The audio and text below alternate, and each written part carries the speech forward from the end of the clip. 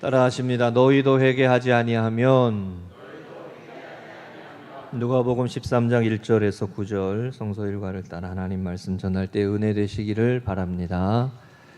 우리 하나님은 회개하는 자에게 은혜를 더하십니다. 하나님은 회개의 심령을 긍휼히 여기시고 하나님의 은혜로 사랑으로 생명의 삶으로 인도하십니다. 이사야서 55장 7절 말씀입니다. 악인은 그 길을, 불의한 자는 그의 생각을 버리고 여호와께로 돌아오라. 그리하면 그가 긍휼히 여기시리라. 우리 하나님께로 돌아오라. 그가 너그럽게 용서하리라. 악인은 그 길을, 불의한 자는 그 생각을 버리고 하나님께로 돌아오라 라고 하셨어요. 사실 오늘을 살아가는 우리들에게도 이 말씀은 여전히 중요한 부르심입니다. 하나님께 돌아오라.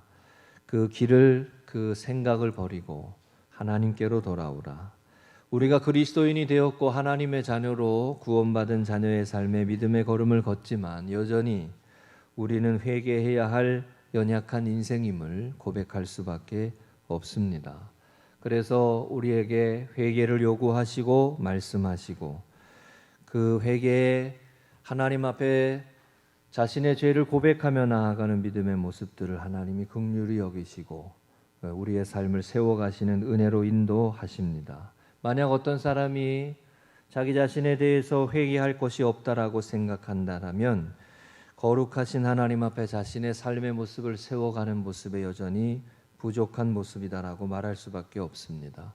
요한계시록 9장의 말씀에 가보면 마지막 때에 끝까지 회개하지 않는 무리들이 있음을 말씀합니다. 손으로 행한 일을 회개하지 아니하고 그 살인과 복술과 음행과 도둑질을 회개하지 아니하더라. 7 나팔이 불려지고 7 대접이 쏟아지는 그 모습 속에서도 하나님 앞에서 회개하지 않는 인생들이 있고 끝까지 자신의 잘못을 뉘우치지 않는 사람들의 모습이 있음을 성경이 가르칩니다.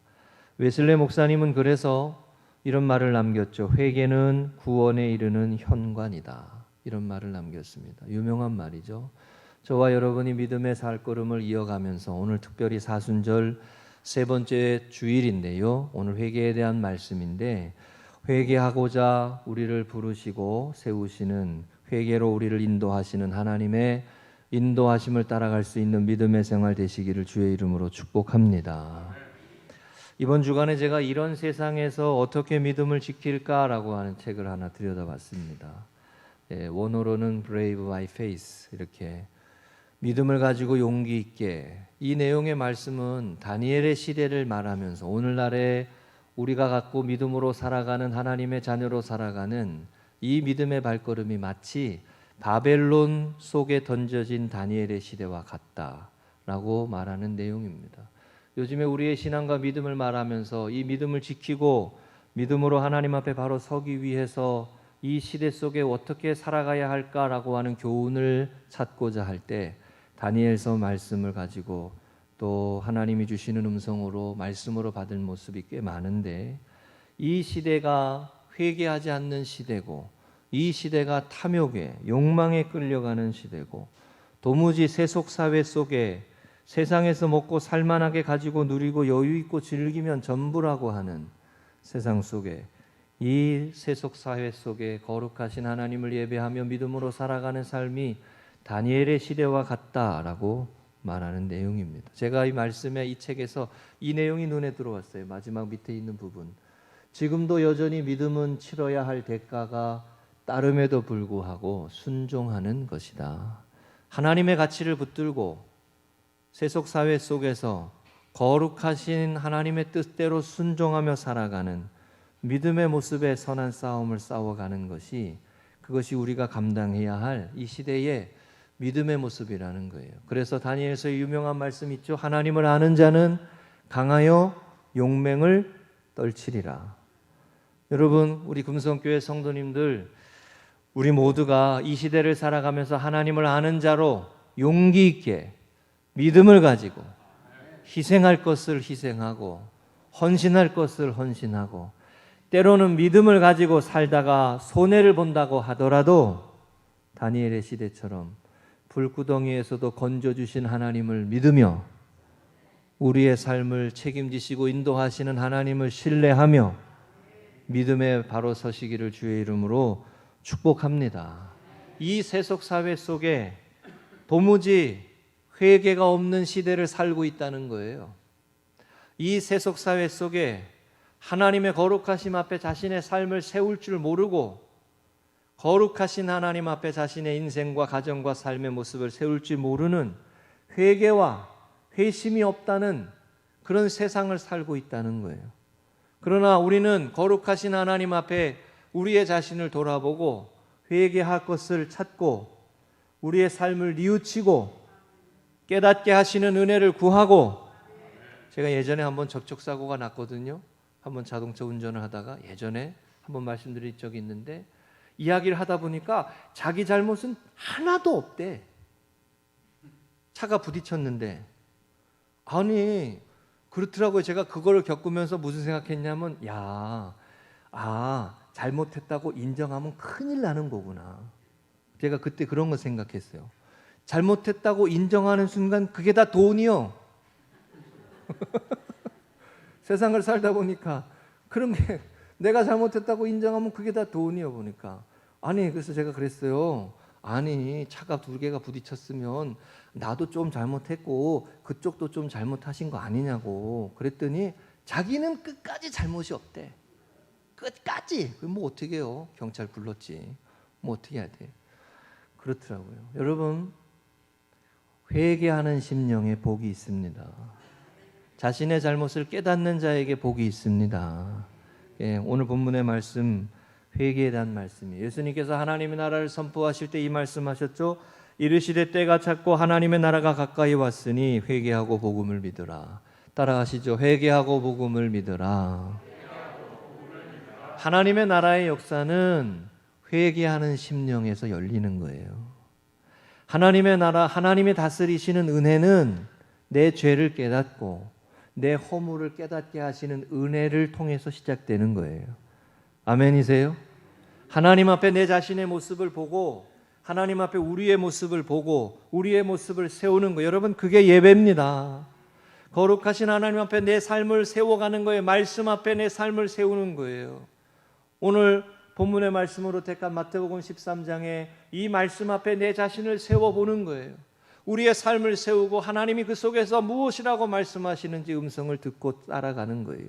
그 속에서 나에게 부딪히시는 말씀, 나에게 깨닫게 하시는 은혜를 붙들고 믿음의 발걸음으로 회개하고 하나님의 나라를 회복하며 나아가는 우리 성도님들이 되시기를 주의 이름으로 축복합니다. 첫 번째 따라하십니다. 죄가 더 있는 줄 아느냐? 한 번 더 하십니다. 하나님은 나 자신의 실상을 보라 하십니다.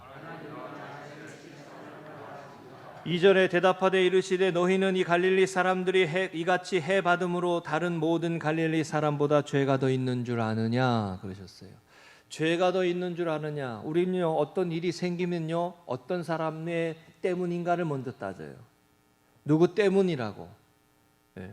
뭔 일이 생기면은 누구 때문이라고, 누구의 죄 때문이라고, 누구의 잘못 때문이라고 이렇게 판단하고 이렇게 생각하기가 더 빠릅니다. 예수님은 이 모습을 이야기를 하시면서 유대인들이 모든 사건과 일을 만났을 때 하나님 앞에 큰 죄를 지었기 때문이라고만 생각하는 그때 당시의 유대인의 모습들에 대해서 그렇지 않다라고 말씀하세요. 천재지변을 만나거나 고칠 수 없는 병에 걸리거나 나면서 장애를 가지고 태어나는 것 같은 우리가 쉽게 이해할 수 없는 원인과 결과의 원인과 이유를 알 수 없는 그 모든 것들을 죄의 문제로만 해석할 수 없다고 가르치세요. 예수님은 그렇게 말씀하시지 않았어요. 이 모든 것이 갈릴리 사람들의 죄 때문이라고 생각하느냐 말씀하시지 않았어요.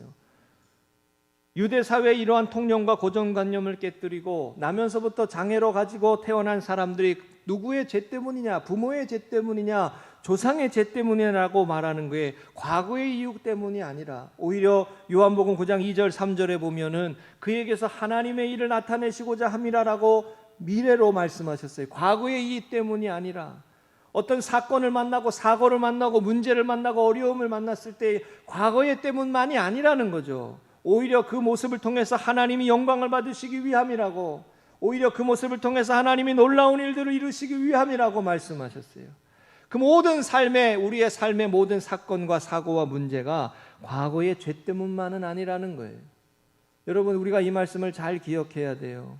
우리가 만나는 어려움과 사건과 문제 가운데에, 오히려 우리가 만나는 불행과 장애와 어려움들 가운데에 과거의 문제 때문만이 아니라 오히려 그것을 통해서 하나님이 더 영광을 받으시고, 오히려 그것을 통해서 하나님의 또 다른 계획을 이루시고, 오히려 그걸 통해서 하나님께서 또 놀라운 일들을 이루어 가실 줄로 믿음으로 나아가시기를 주의 이름으로 축복합니다. 할렐루야. 우리가 팬데믹을 만났어요. 어려움을 만났어요.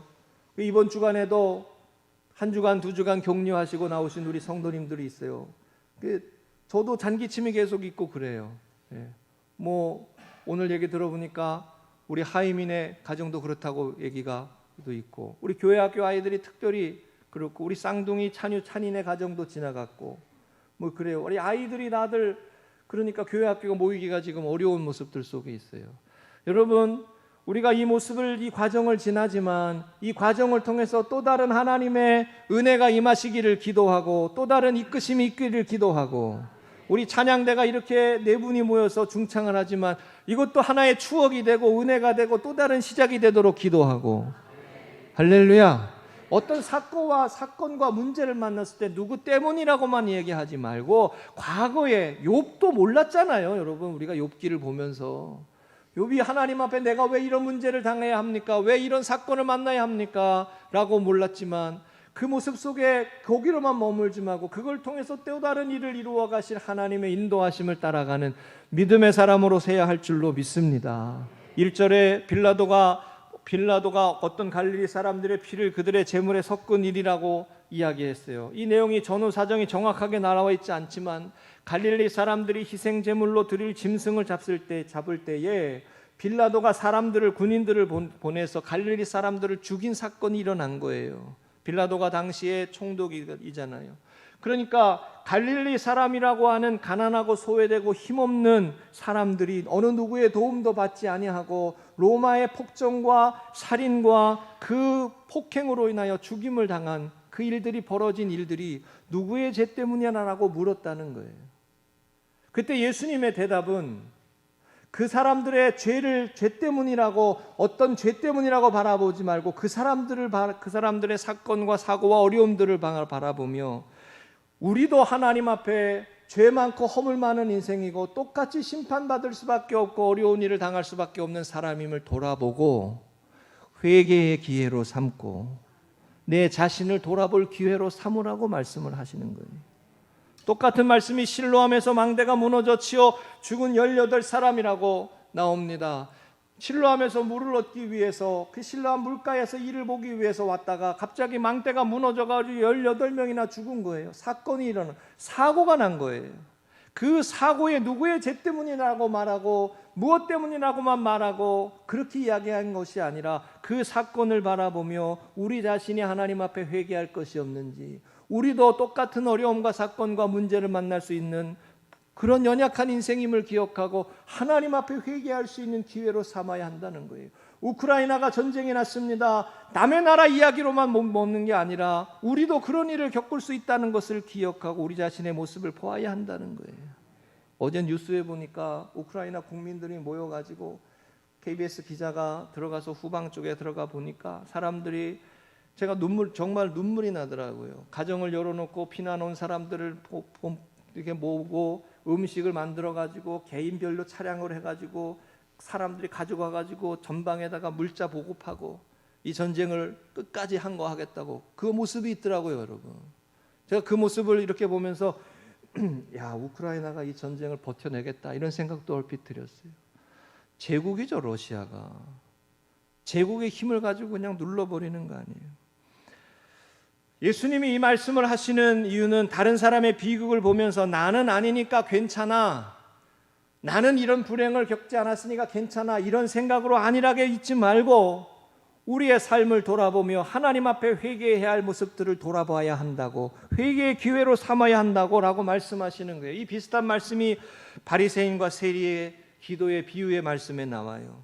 바리새인이 성전 어귀에 서서 나는 저 세리와 같지 않음을 감사하나이다 이렇게 기도합니다.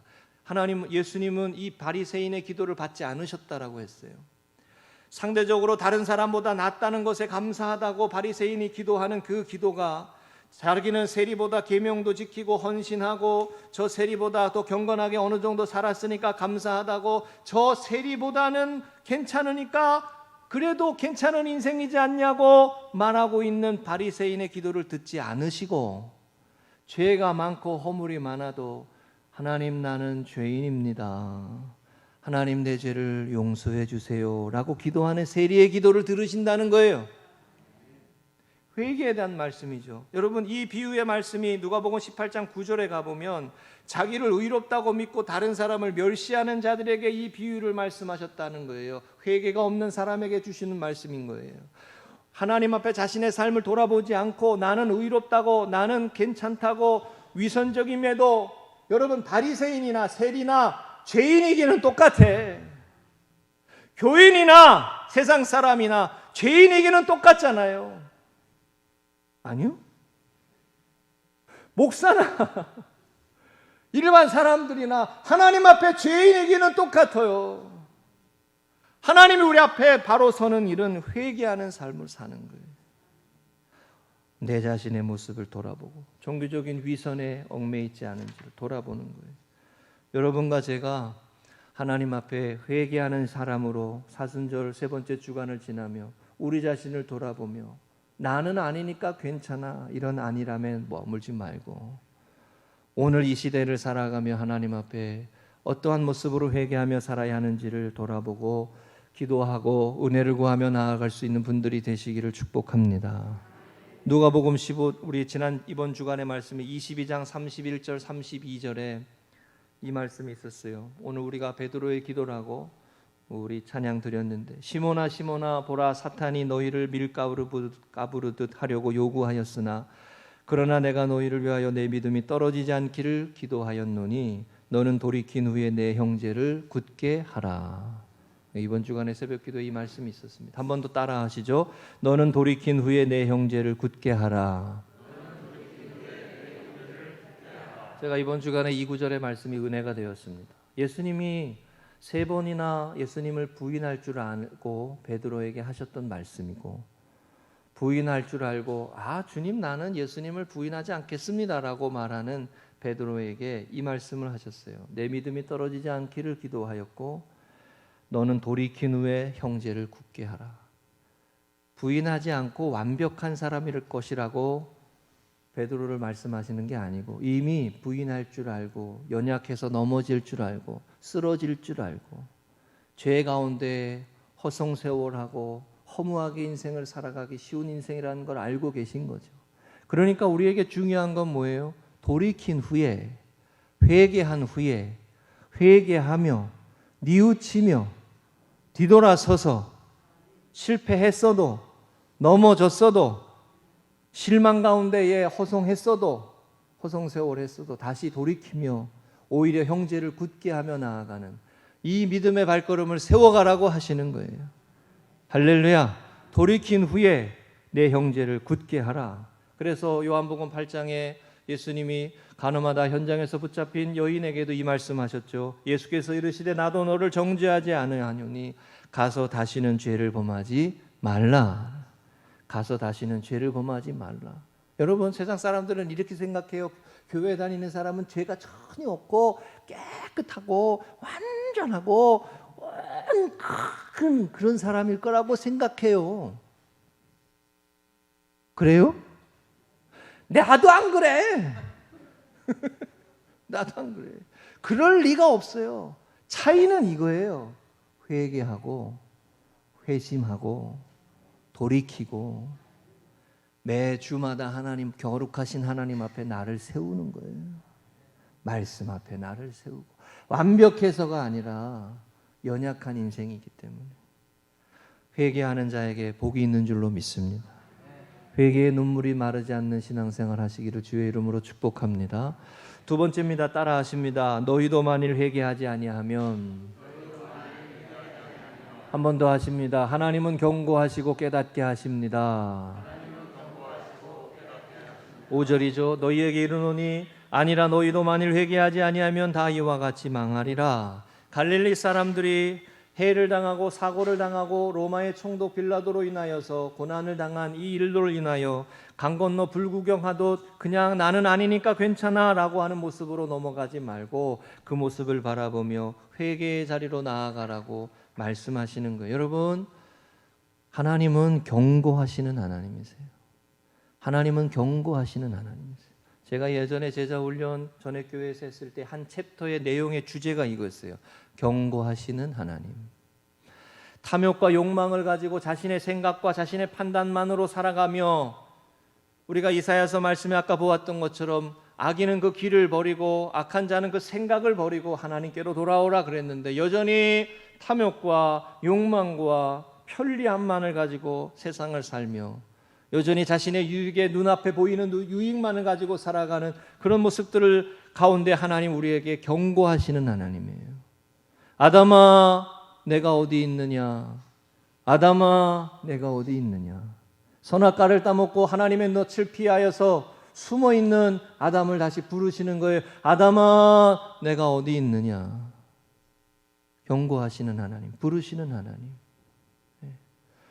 하나님의 뜻을 버리고 하나님의 영광을 위해서 살아가지 못하고 세상 속에서 파묻혀 살아가며 그저 허우적거리며 그저 살아남기 위해서 무슨 짓이든 다 하는 그런 인생의 삶의 사회 속에서 이 세속 사회 속에서 하나님 우리에게 경고하시는 거예요. 그만, 이제 그만 그러시는 거예요. 제가 새벽 기도에도 몇 번 말씀드렸지만 여러분 이 이제 그만이라는 이 표현을 느낄 때마다 저는 그 영국 BBC에서 만든 꼬꼬마 텔레토비가 생각납니다. 네, 보셨죠? 꼬꼬마 텔레토비. 제가 사진까지 준비해놨다가 너무 설교가 가벼울 것 같아서 안 만들었는데 꼬꼬마 텔레토비라고 있어요. 네, 보라돌이, 뚜비, 나나, 뽀라고 4명의 캐릭터가 나오죠. 막 정신없이 동산에서 놀다가 막 하다가 한마디가 나오죠. 이제 그만 하고 집에 들어오는 거예요. 이제 그만 놀고 막 정신없이 살아요. 막 정신없이 세상에서 살고 돈 벌기 위해 살고 그냥 욕망을 쫓아 살고 하나님 우리에게 그러시는 거예요. 이제 그만 그리고 돌아와라. 하나님께로 돌아오라.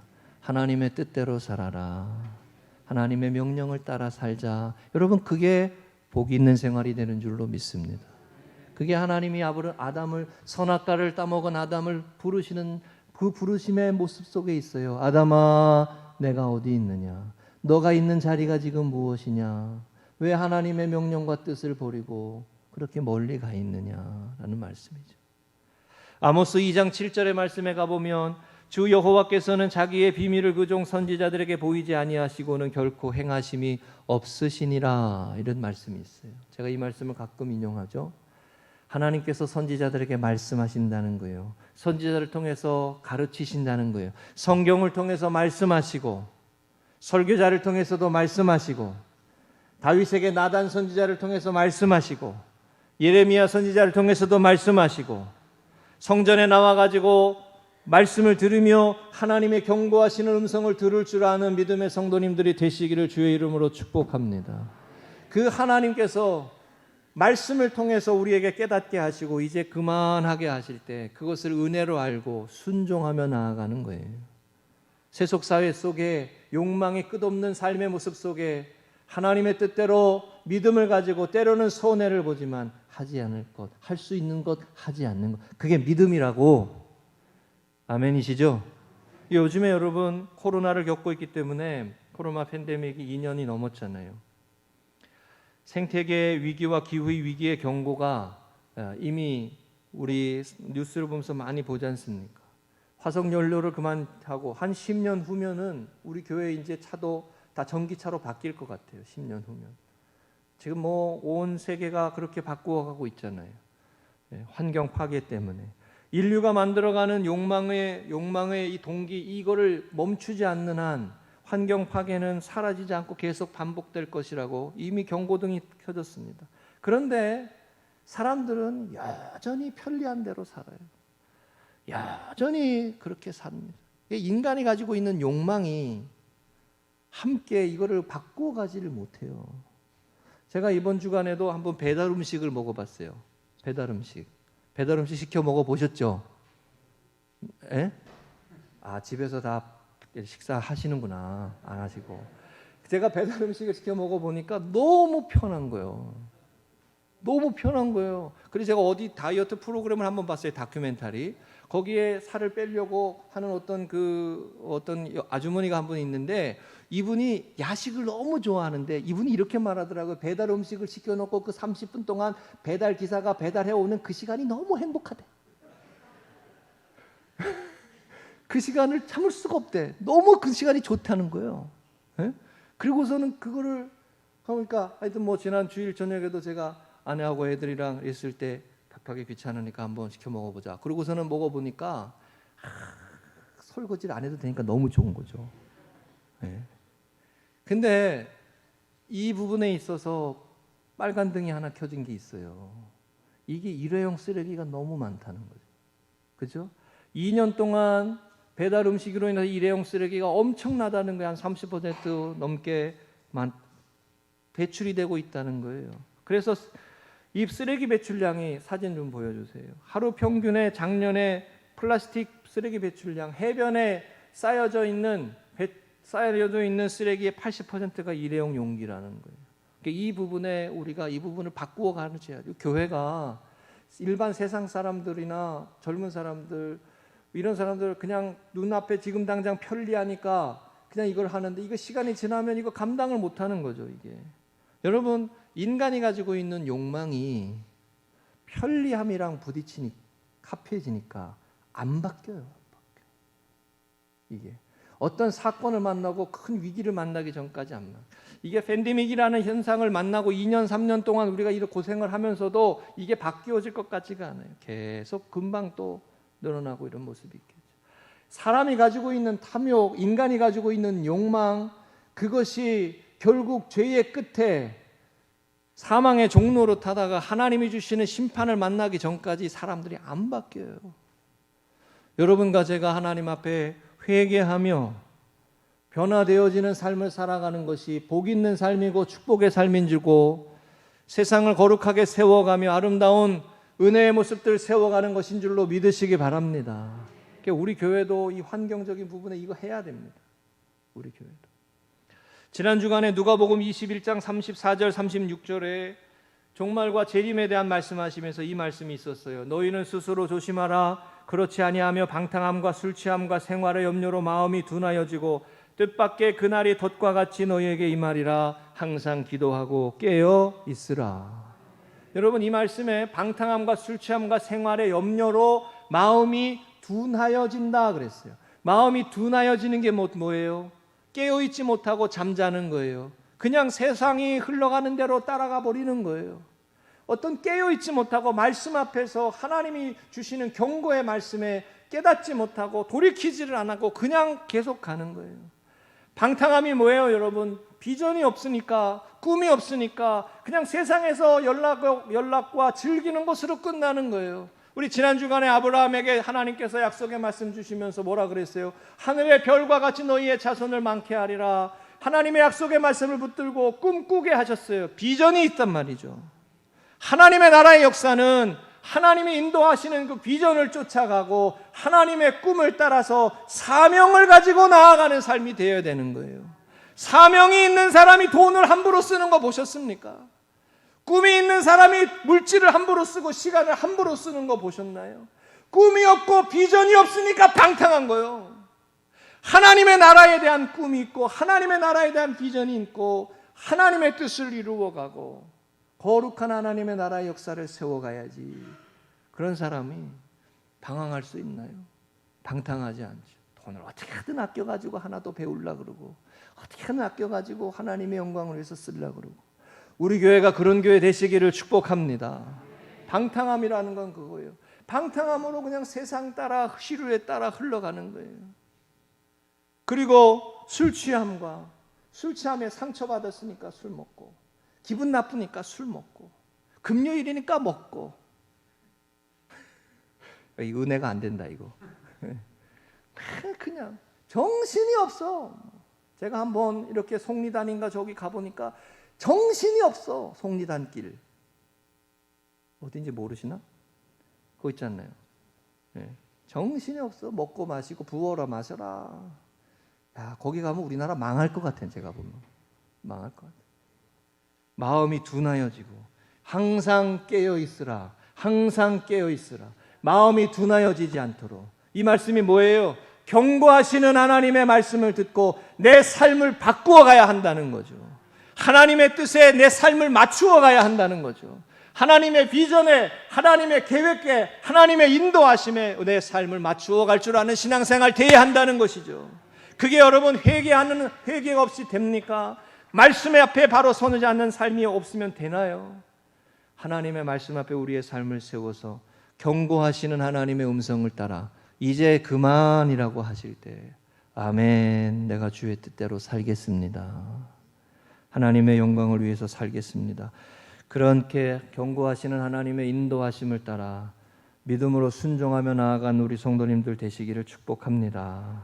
세 번째입니다. 따라하십니다. 어찌 땅만 버리게 하겠느냐. 한 번 더 하십니다. 회개는 합당한 열매를 맺어야 합니다. 예수님께서 6절 이후에 열매 맺지 못하는 무화과나무의 비유에 대한 말씀을 하시면서 포도원 지기가 포도원 안에다 무화과나무를 심었는데 3년이 지나고 나서도 가보니 열매가 없어서 이거를 찍어버리라라고 하셨는데 포도원 지기였던 예수님으로 우리가 비유할 수 있는데 예수님이 한 번 더 이렇게 말씀하시죠. 주인이여 1년만 더 지켜보고 금년에도 그대로 두소서. 내가 두릅하고 거둠을 주리니 만일 열매가 없으면 열면 좋거니와 그렇지 않으면 찍어버리소서. 한 번만 더 기회를 주소서. 한 번 더 올 금년에도 더 기회를 주소서.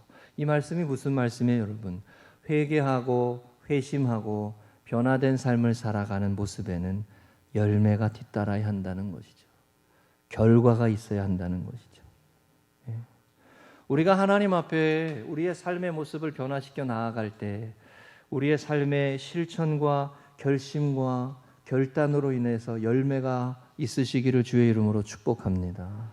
오늘 아침인가 어젠가 제가 인스타그램에 전에 있던 어느 교회 집사님, 전에 있던 집사님이 남자아이가 생일을 맞아가지고 사진을 찍었더라고요. 생일 맞아놓고 친구들을 다 불러놓고 생일 잔치를 하고 사진을 찍어놓고 그 아이가 벌써 많이 컸구나 제가 이렇게 생각하고 있는데 그 밑에다가 이렇게 써놨어요.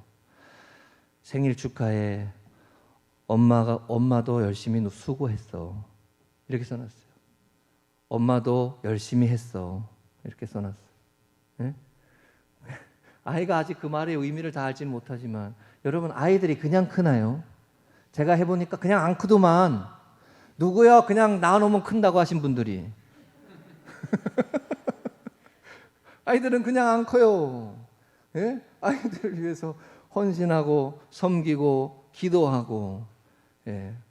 그 아이들을 세워가고 그렇게 아이들이 커가고 성장하는 거지. 결혼을 하고 나고 그러고 나서도 그래 또 관심을 갖고 기도하시고 그래야 되는 거 아니에요. 그냥 안 큽니다.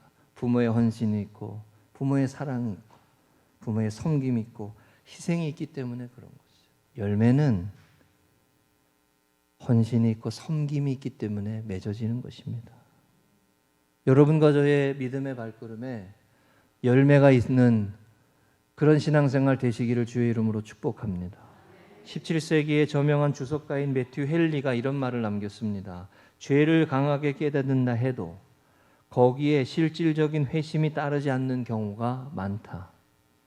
죄를 깨닫게 하시는 은혜를 경험하게 돼요. 예배를 드리면서 말씀을 들으면서 또 찬양을 들으면서 죄를 깨달아요. 아, 하나님 나한테 이걸 명령하시는구나. 아, 하나님 이거 아니라고 하시는구나 라고 하는 마음의 부딪힘이 있고 깨달음이 있어도 그것이 삶으로 적용되어서 삶으로 실천되는 건 또 다른 얘기라는 거예요. 이 유명한 주석가예요. 매튜 헨리의 주석도 있어요.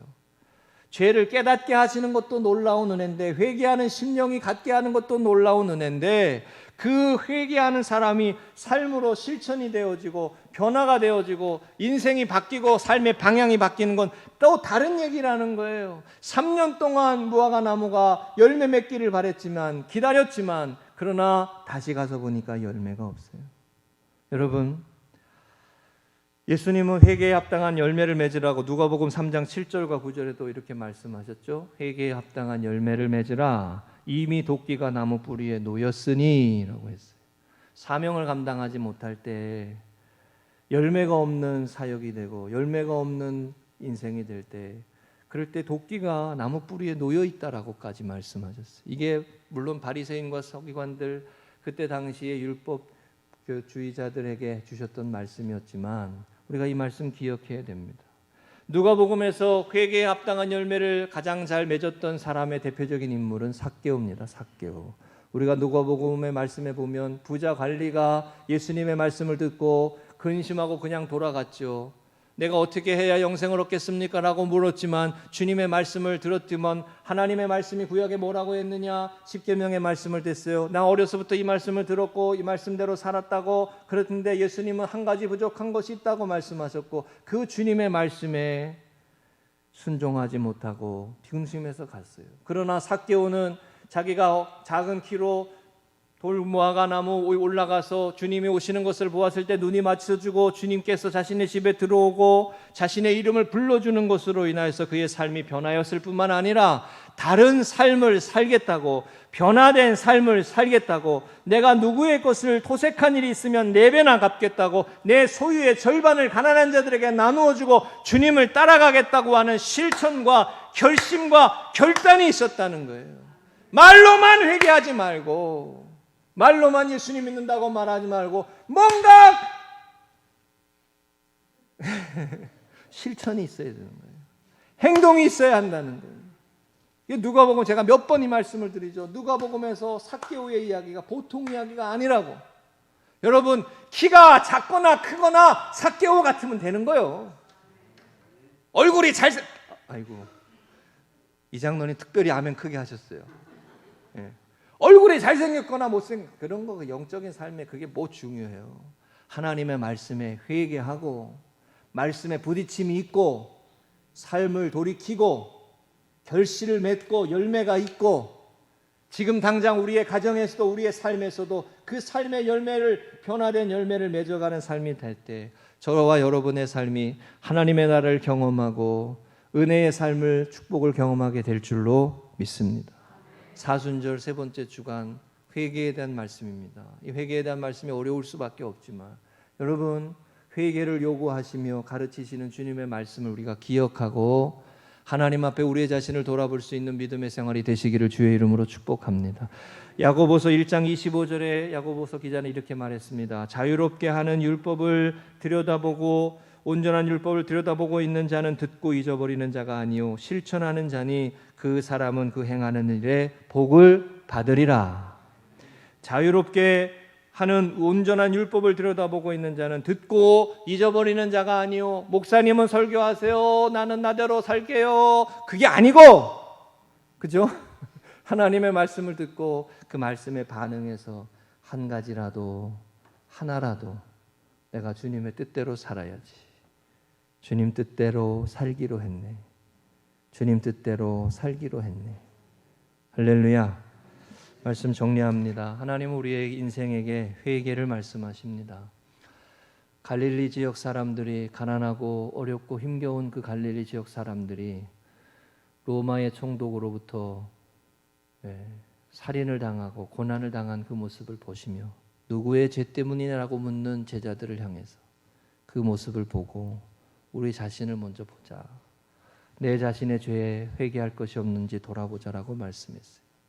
그리고 마음이 둔하여져서 생활의 염려와 방탕함과 술 취함으로 허송세월하지 말고 항상 깨어있어 기도하여 오늘 우리가 살아가는 삶의 자리에서 하나님이 기뻐하시고 원하시는 삶을 순종하며 살아가며 믿음으로 살아가는 것이 회개의 삶임을 가르치셨어요.